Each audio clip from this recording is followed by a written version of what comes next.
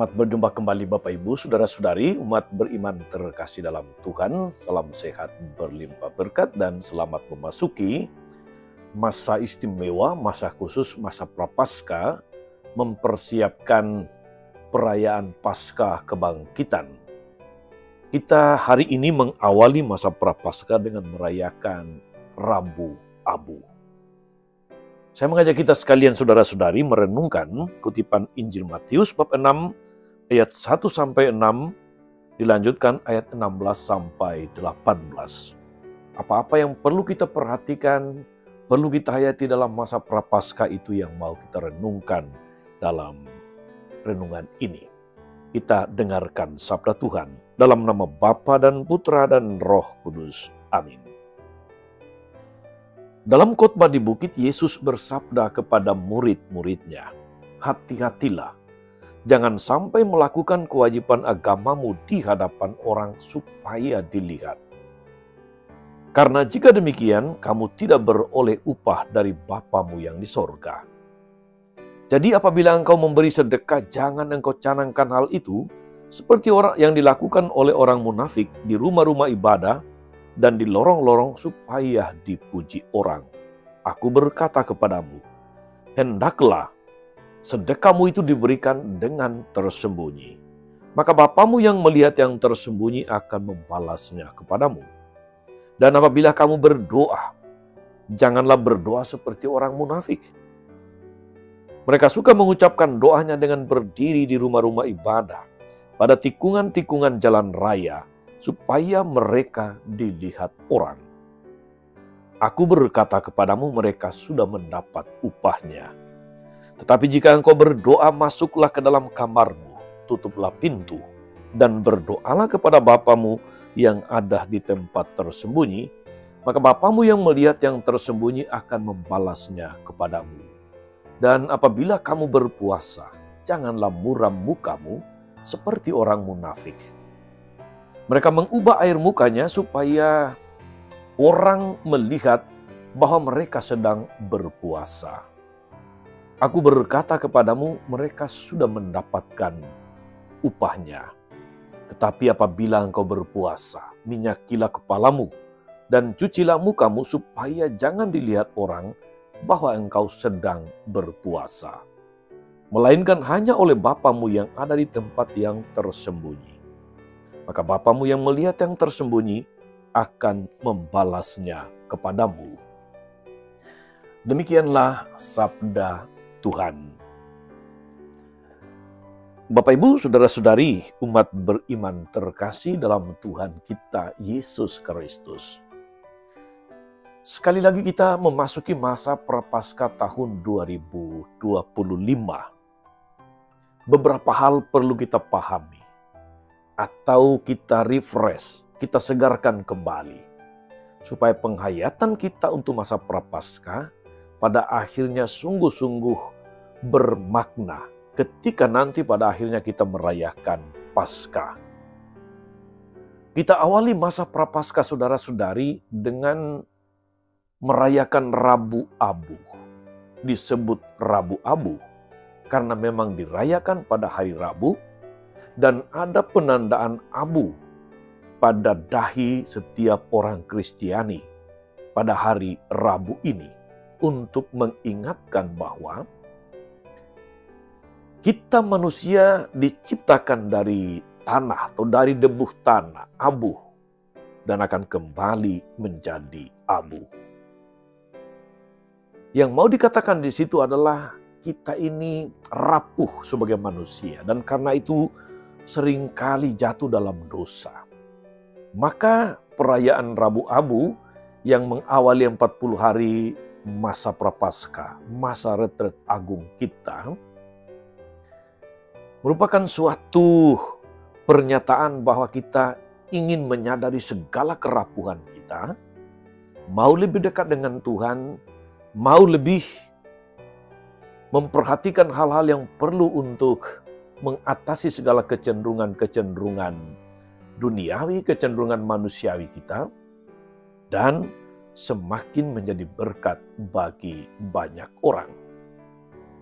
Seringkali disebut juga masa Prapaskah sebagai masa puasa? Tentu saja karena di dalamnya ada salah satu kegiatan yaitu berpuasa. Puasa menjadi bermakna saudara-saudari kalau kemudian benar-benar ada usaha dari awal masa Prapaskah untuk menghayati puasa, untuk mengendalikan diri, mengendalikan hawa nafsu, mengendalikan keinginan-keinginan, dan kemudian hidup menjadi lebih bermakna bagi orang lain lewat bersedekah atau beramal kasih.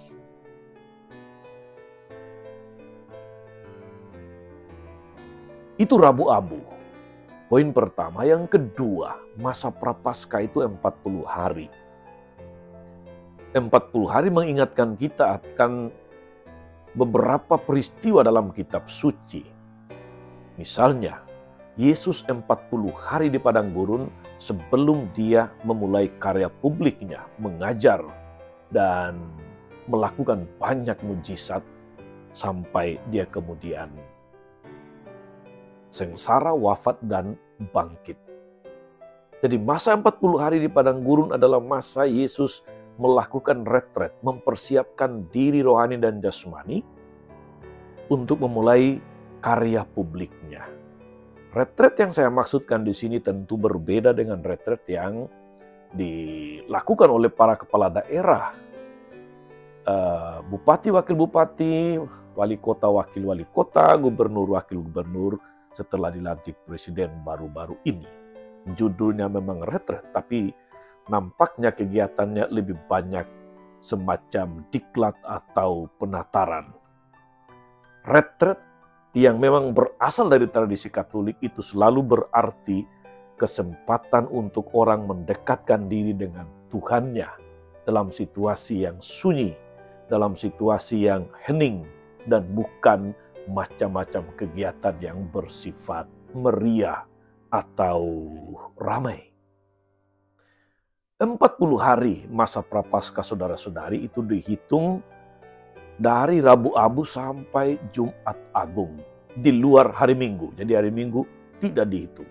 Itulah 40 hari masa Prapaskah yang dimulai dengan Rabu dan Abu. Saudari-saudara, poin berikutnya yang kita mesti pahami adalah bahwa jiwa dari masa Prapaskah itu adalah, atau spiritnya adalah spirit pertobatan. Pesta Paskah akan bermakna jika kita menggunakan ke-40 hari untuk merefleksikan hidup kita, merefleksikan tingkah laku kita, mencari orientasi baru bagi hidup dan karya kita sebagai orang Kristiani. Dan 40 hari juga merupakan masa di mana kita memperbaiki hidup kita, berusaha menghilangkan kebiasaan-kebiasaan yang kurang baik, yang tidak sesuai dengan tuntutan iman, tuntutan agama kita.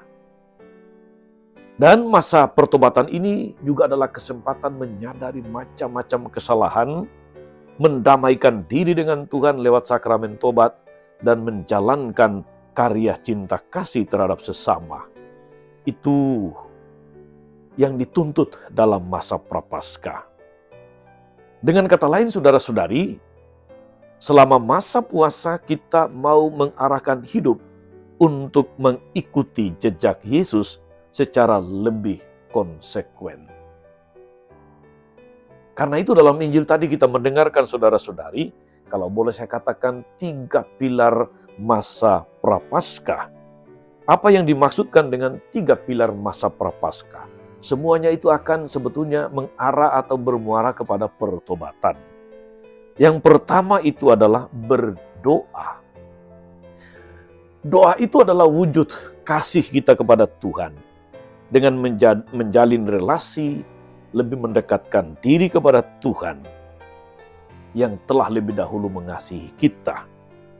Kalau saudara sudah dekat dengan Tuhan dalam doa, lebih lagi menggunakan kesempatan lebih dekat dengan Tuhan. Kalau Anda menyadari bahwa relasi Anda dengan Tuhan tidak sedang baik-baik saja, ini kesempatan yang bagus untuk refleksi, untuk introspeksi, untuk memperbarui diri. Jadi, pilar pertama masa Prapaskah adalah berdoa. Menyadari dan berusaha menjadi lebih dekat dengan Tuhan, menjadi lebih sesuai dengan kehendak Tuhan. Pilar yang kedua dari masa Prapaskah, saudara-saudari, adalah pantang dan puasa. Pantang dan puasa, saudari-saudara, sebetulnya adalah sebuah wujud kasih kita kepada diri kita sendiri, karena kita ingin memberi diri kita, memberi kasih kita, memberi diri kita damai yang sejati, bukan yang ditawarkan oleh dunia, tetapi yang ditawarkan oleh Tuhan. Maka dengan pantang dan puasa, kita berusaha mengendalikan diri dari segala macam kecenderungan-kecenderungan yang negatif, kecenderungan-kecenderungan buruk, supaya kita lebih berada di jalan yang telah ditunjukkan Tuhan. Aturan puasa dan pantang di setiap keuskupan sudah disampaikan. Apa yang wajib, apa yang tidak wajib. Siapa yang wajib melaksanakan puasa, siapa yang tidak wajib. Semua sudah diatur demikian oleh tiap-tiap keuskupan. Puasa kita, saudara-saudari, kalau kita mau refleksikan, renungkan lebih dalam, dia selalu terarah kepada pilar yang ketiga, yaitu berderma atau beramal kasih. Apa maksudnya, saudara-saudari? Ketika kita berpuasa, saudara-saudari, kita berusaha mengendalikan diri kita. Salah satunya adalah soal makan minum. Praktek puasa kita, saudara-saudari, sebetulnya praktek yang terarah kepada solidaritas kepada saudara-saudari yang berkekurangan, yang menderita, yang nanti akan kemudian kita salurkan melalui apa yang kita sebut sebagai aksi puasa pembangunan, APP. Kalau selama 40 hari kita berpuasa, di sana selalu ada anjuran untuk mengurangi apa yang kita konsumsi. Nah, apa yang kita kurangi dalam konsumsi kita sehari-hari, itulah yang kita masukkan ke dalam kotak atau amplop APP. Dengan mengendalikan diri, dengan mengendalikan belanja, dengan mengendalikan pengeluaran-pengeluaran yang tidak sangat penting. Kita sedang menabung, kita sedang mempersiapkan sesuatu untuk menolong saudara-saudari yang berkekurangan. Itulah arahnya, saudara-saudari. Maka, saudara-saudari, ibaratnya kalau kita mau katakan adalah bahwa kalau berdoa saja yang kita usahakan secara pribadi selama masa Prapaskah, kita berdoa tanpa berpuasa, itu ibarat orang yang mau bertinju tapi hanya dengan satu tangan. Berdoa tidak bisa dilepaskan dari puasa dan amal kasih.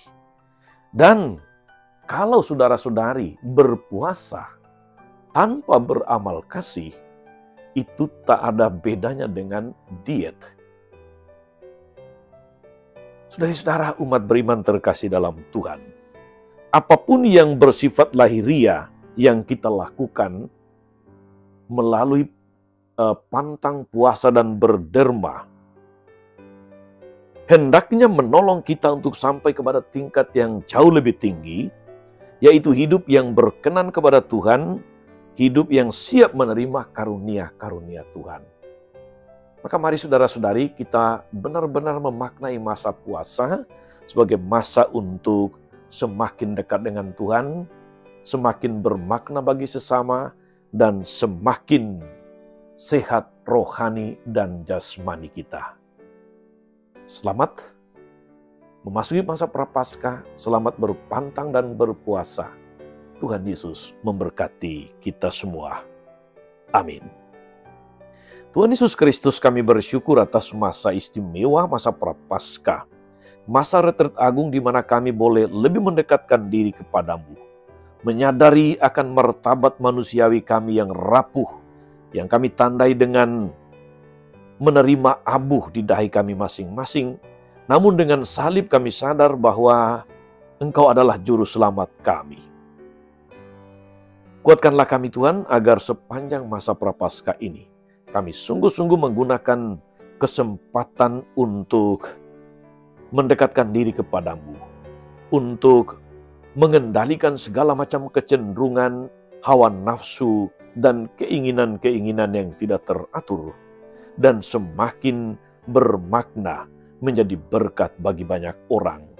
Semoga kami melaksanakan semuanya dengan hati yang tulus, bukan untuk pencitraan, tetapi untuk semakin memurnikan diri, memurnikan hidup kami, agar martabat kami sebagai putra-putri kesayangan-Mu semakin menjadi nyata. Sangkolah Tuhan dan pengantara kami sepanjang segala masa. Amin. Saudari-saudara sekalian, berkat Allah turun atas saudara-saudari, atas mereka yang kita doakan atau kita janjikan doa, mereka yang merayakan ulang tahun. Segala rencana, karya, dan pelayanan hari ini, Bapa dan Putra dan Roh Kudus. Amin. Tetap sehat, teruslah menjadi berkat.